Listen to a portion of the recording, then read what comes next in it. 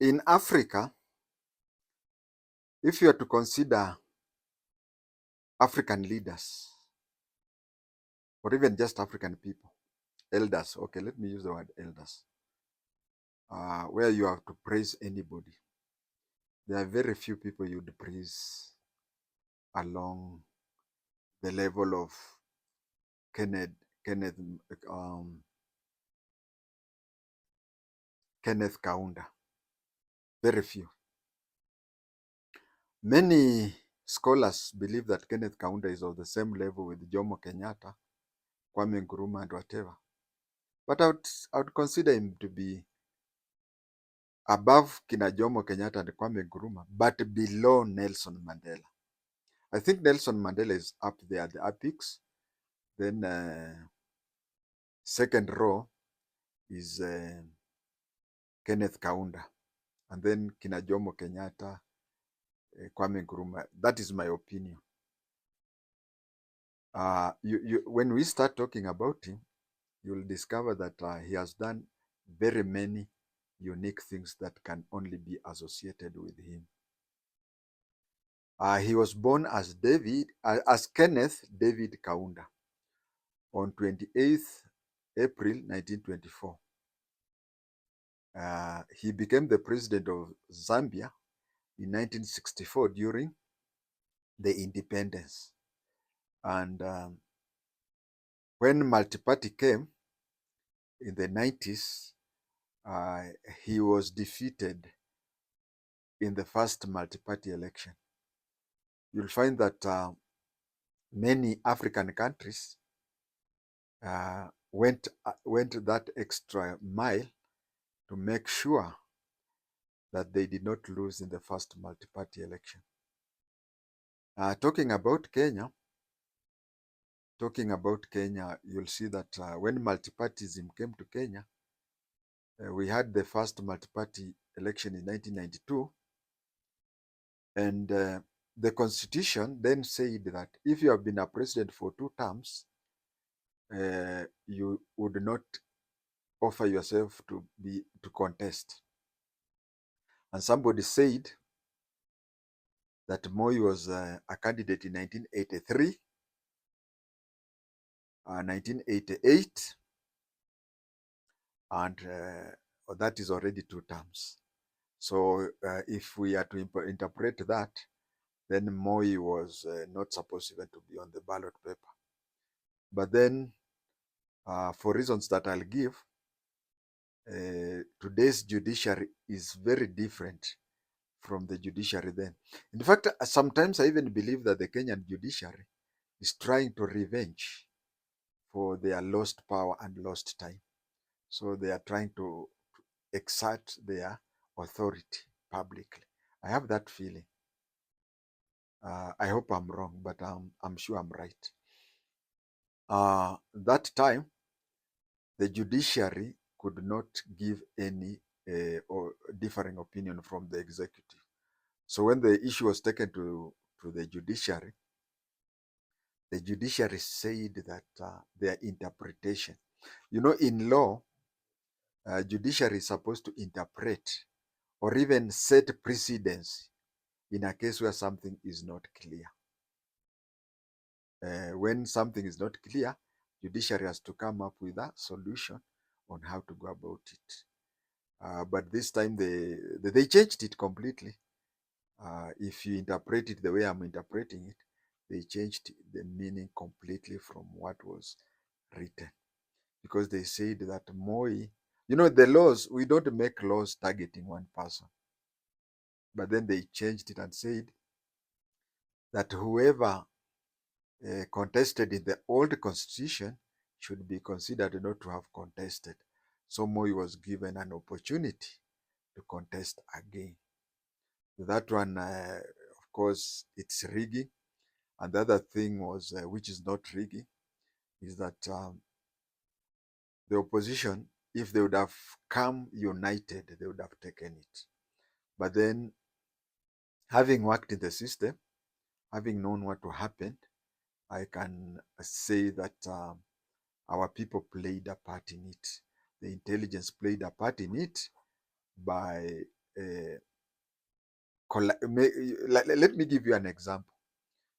They were secretly seeing Jaramogi and telling him, do not accept to step down for do not accept to step down for Matiba. And they would go to see Matiba in hospital abroad and tell him, do not accept. So these two people came. Nobody wanted to step down for the other. But if the one would have stepped down for the other, Moi would have taken. So that is how it is. Most African countries, even where the president was losing, he had to find a way. But Kenneth, Matib, no, the names are similar. Kenneth Kaunda, he lost the first election in 1991 and agreed to hand over powers peacefully. Not very many would do that. But then let us go back to his history.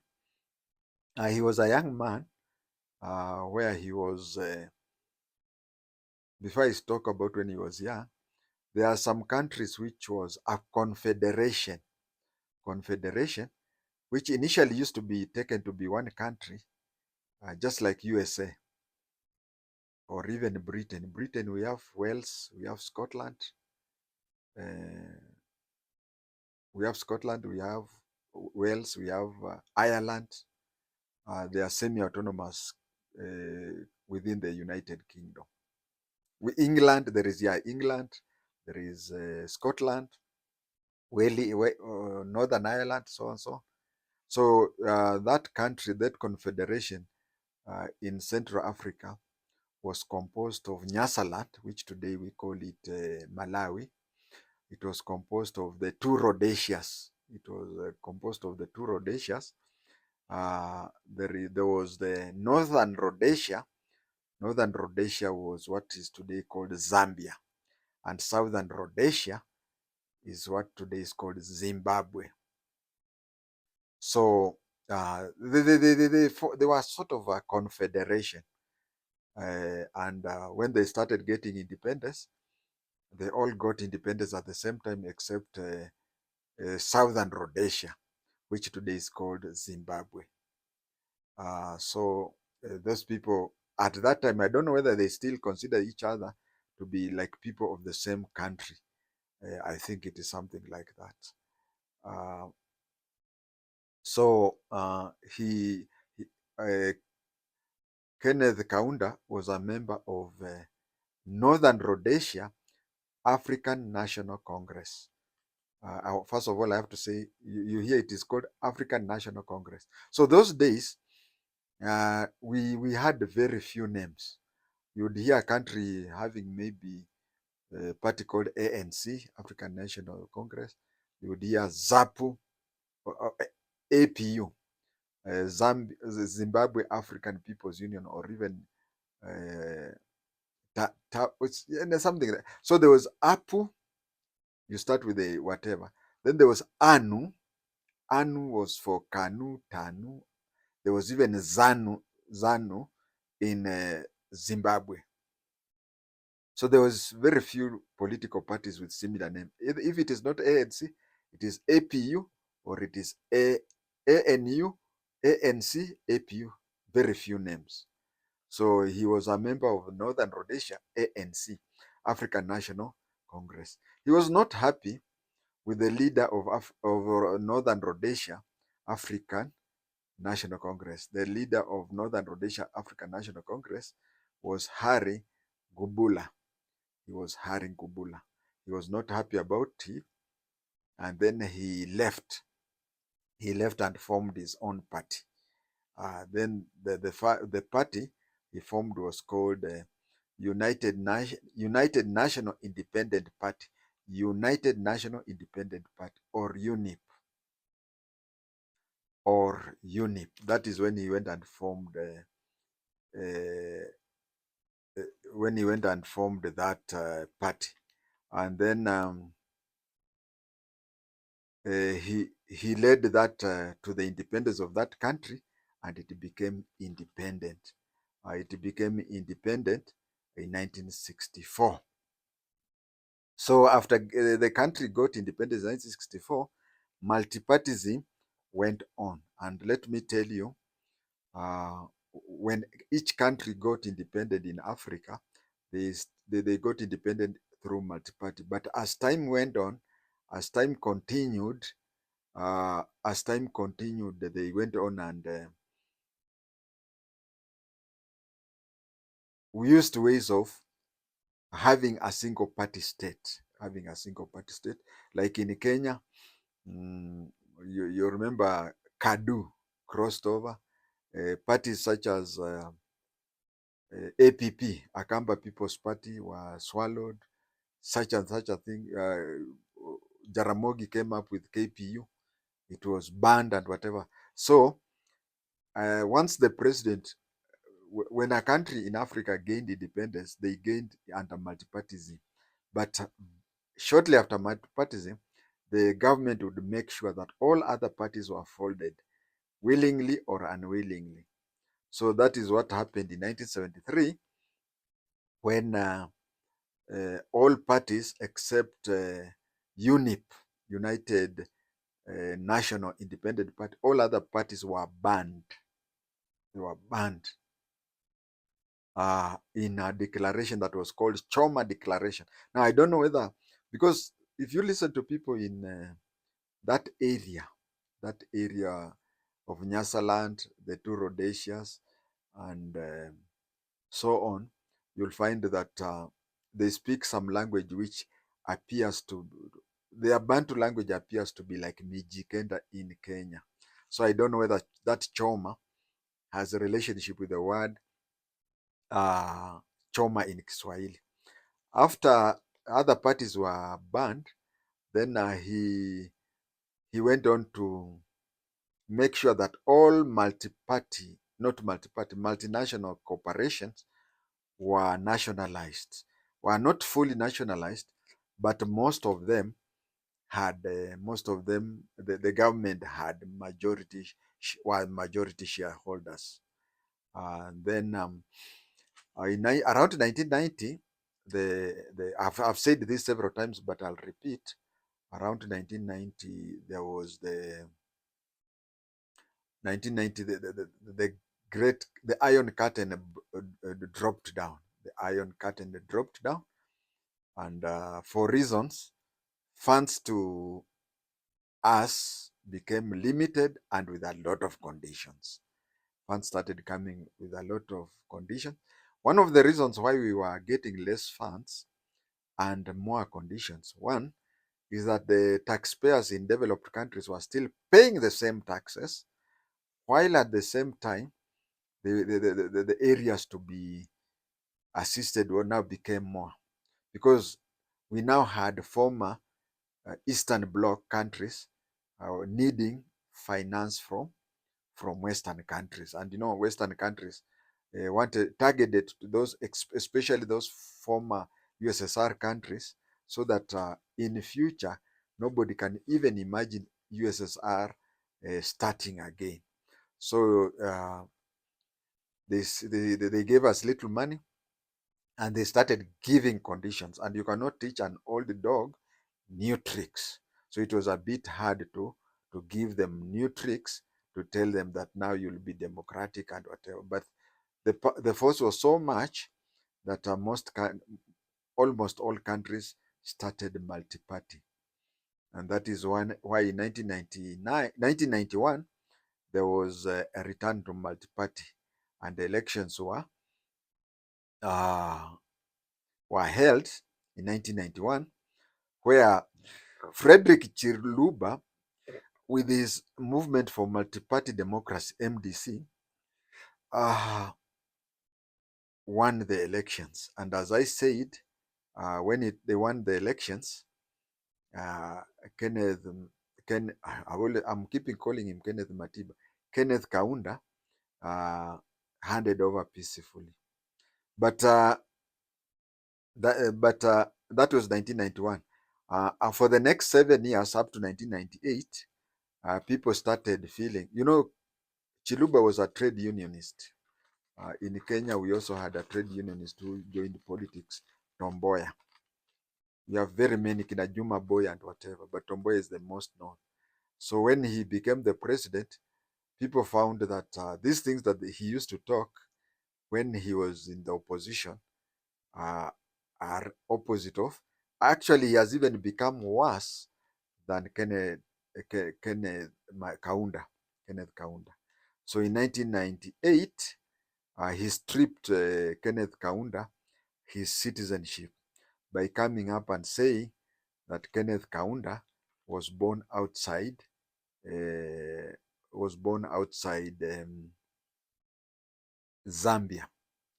And you know, this thing about citizenship or upon independence, it has to be looked at it in a very wide way. Because look at India. When India was getting independence, Muslims were told to go north to what today is called Pakistan and Bangladesh. And so you find you may have been born in India, what today is India. All of it were India, but the other ones broke out and came up with the new names. That's a story for another day. So you find that India, I mean, India, you'd find somebody in ruling India when he was born in what is today either Bangladesh or Pakistan, and vice versa. So since that used to be a one country, but you see, when the government wants to get rid of you, it will use any excuse. So he was stripped of his citizenship in 1998, but because Chiluba had noticed that Kenneth, keep on calling him Matiba, Kenneth Kaunda would contest if elections were to be held. Kenneth Kaunda would win, and he was worried. So he saw that the best way to do, because for you to contest any political seat, you have to be a citizen of that country. He stripped him off in 1998, but due to pressure, internal and external, the citizenship was restored 2 years later, that is 2000. Kenneth Kaunda had his slogan, which was say, "One Zambia, one nation." One Zambia, one nation. That was his, just like Jomo Kenyatta used to say, Harambe. So he used to say, one Zambia, one nation. Mobutu used to say, moto na moto au bongisa, meaning if we all come together, I think the proper translation, each one of us, if you try best, it is best for the country. Yeah. If each of us tried best, then it would be best for the country. That was Mobutu Sese Seko.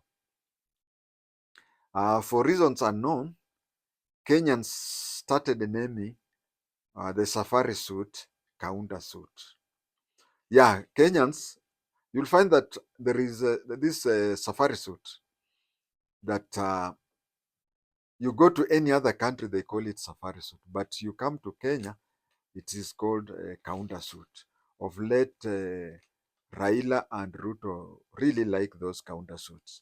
But there's a time before he died, he was in Kisumu, Kenneth Kaunda, and he was asked, why is it that this suit that is associated with you is called Kaunda suit? He said, no, every other country they call it safari suit, but it is only in Kenya that they call it Kaunda suit. Maybe nowadays it has gone out to further, but he was grateful to Kenya that they named that suit after him. We have had a few cases where he has been in a suit with a tie, but 90% of the time he was seen in the safari suit that is called Kaunda suit. He was the most emotional male president to date. He was always with a white handkerchief, which he would wave. That was his signature. Just like Jomo Kenyatta would wave a fly whisk, him he used to wave a white handkerchief. And on many occasions, he would be seen weeping out tears from his face. He used to cry publicly, especially on emotional things. He was the first African president to lose in a general election and accepted peacefully handed over the reins of power. He was the first one. Okay, we have had others, but very few. It is not a rule, but it is an exception. Uh, if it comes the worst to the worst, other African presidents have even gone to an extent of forcibly changing the elections. You get hold of the electoral commission, you hold whatever. You even declare that the election has been rigged and there will be a runoff and whatever. It happened in which country? Zimbabwe. Yeah, it happened with Mugabe in Zimbabwe, whereby it was seen that he was losing the second time, and they took over everything and said they were going to call over a rerun of the election. So you can see Kenneth Kaunda was different. Before independence, as I said, those three countries, Zimbabwe, Zambia, and Malawi, were one confederation. So it is believed that Kaunda was not born in Zambia, and that is why Chiluba was doing that. But then, uh, I think, to be fair, even if, okay, let us take an example of a neighbor of mine. He was born in this country. No, he was born in his country, and he came here when he was less than 10 years. And maybe he's around 40 years. Can you really say he's that country? He's more of a Kenyan than that country. But anyway, with politics, as I said, that they can look for any reason to do that. So Chiluba used that as an excuse to deny him the citizenship, which I said he was denied in 1998 but returned in 2000. The intention was that people had decided that Kaunda was the better devil of the two. So most likely, if the elections were to be run between the two, Chiluba would lose to Kenneth Kaunda. Chiluba later lost the presidency, and the fellow who took over from him, whom I've forgotten, also came across information that Chiluba was not born in Zambia, and so he denied it. What goes around comes around. Kenneth Kaunda died on 17th June 2021 when he was 97 years old. There are some people who even tried to change his age after he died. This thing, I've seen it. I've seen it in two presidents. His people wanted him to be the president, to have lived 1,000 years. No, not 1,000 years, a century. His people wanted him to live for a century, and that is why his people are looking for a way to claim that officially it is said that he was born in this year, but actually he was born in that year. They were trying to say that he was born in 1921, so that it is placed in record that he died when he was 100 years. The same applies to Daniel Toroitich arap Moi.